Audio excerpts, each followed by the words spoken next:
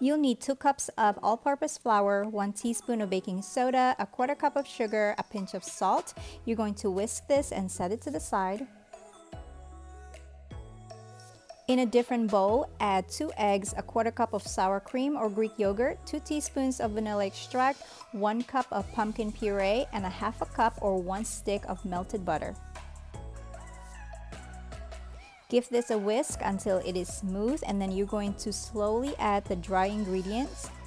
You're going to fold gently until it is combined, and this will be a thick mixture.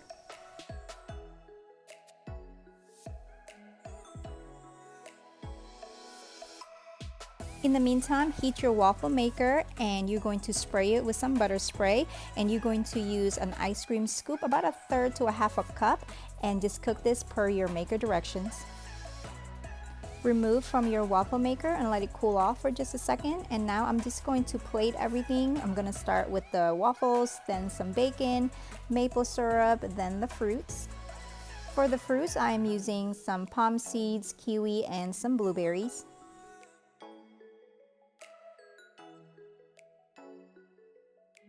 And here's the rest of our breakfast.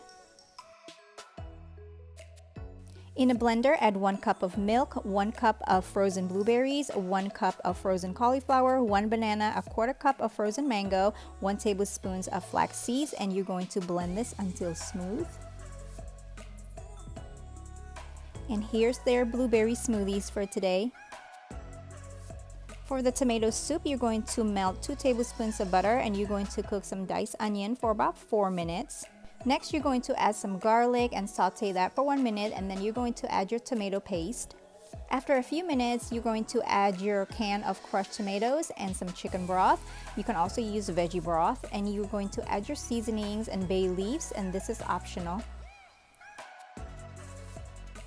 Now add some chicken base and some seasonings. For the seasonings, I use Italian seasoning, salt, pepper, garlic powder, onion powder, and smoked paprika.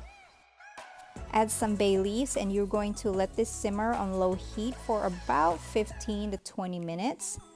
After about 15 minutes, you're going to add about a 1/4 cup of heavy cream, more if you like, some basil, and you're going to check for seasonings, and that's pretty much it for the tomato soup. For the grilled cheese dippers, you're going to flatten 1 slice of bread, add some cheese on top, and then this is optional, cut the crust, and you're going to roll upwards tightly. This would probably be easier with a cheese stick. In the meantime, melt some butter into a pan, and you're going to cook your grilled cheese dippers for about 3 to 4 minutes on each side. To prevent them from falling apart, just use a tongue to hold its shape.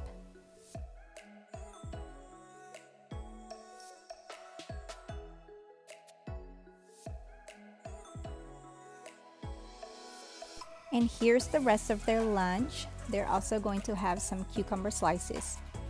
Season some chicken breast with salt and pepper, then heat some olive oil into a pot, and you're going to sear your chicken for about 4 minutes on each side. Add 2 cups of chicken broth, let it come to a boil, lower your heat, and you'll cook this for about 12 minutes. In a skillet, melt some butter and add some onion, and you're going to cook this for about 4 minutes, then add some celery, carrots, and some garlic. Cook this for about 5 to 6 minutes until the veggies have softened a bit. Then you're going to add 3 tablespoons of butter, 3 tablespoons of all-purpose flour. Mix this together and incorporate it into the veggies. Now add your chicken broth and 1 cup of milk. Give this a stir. Let this cook for about 7 minutes or so until the mixture has thickened. Now we're going to add some seasonings, dry thyme, salt, pepper, garlic powder, onion powder, and celery salt. Mix this together, and now you're going to add your chicken. I cubed my chicken because I simply do not like shredded chicken. Now add 1 cup of frozen peas and 1 cup of frozen corn. Let this cook for a few minutes. Add your chicken pot pie into an oven-safe dish or skillet. For this recipe, I am using puff pastry instead of pie crust. I'm cutting them into 1-inch strip, and I'm going to use about 1 sheet of puff pastry. You can also skip this part and just lay the puff pastry or pie crust right on top of your chicken pot pie.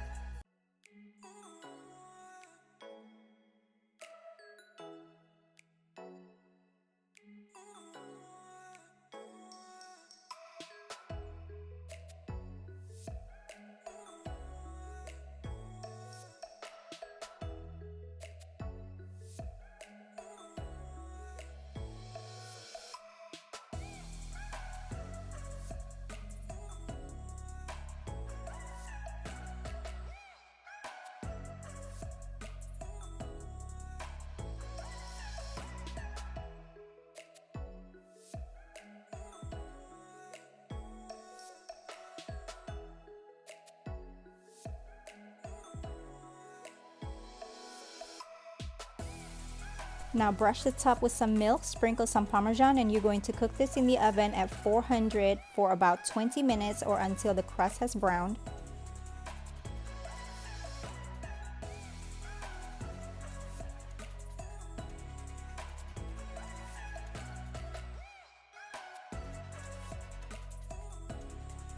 This is what it looks like when they come out of the oven, and we're just gonna let this cool down a little bit. And here's our chicken pot pie with puff pastry. So I had some not so pretty strawberries, and now I'm just going to add it to a pan, add a couple of tablespoons of sugar, some lemon juice, and let this cook until thickened for about 10 minutes. Into a bowl, add 1 pound of room temperature cream cheese, some sugar, vanilla extract, and give this a whisk. Add some of the cream cheese mixture into a flour tortilla, and then I should have added more to this, by the way. You want it to be a little bit more thicker. And then you're going to place the other tortilla right on top.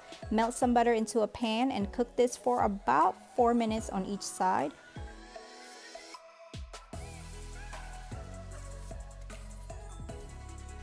When you remove it from the pan, you're going to add it into some cinnamon sugar and then cut it into fourths and serve it with some strawberry syrup. I hope you guys have enjoyed this video. I will see you next time. Bye.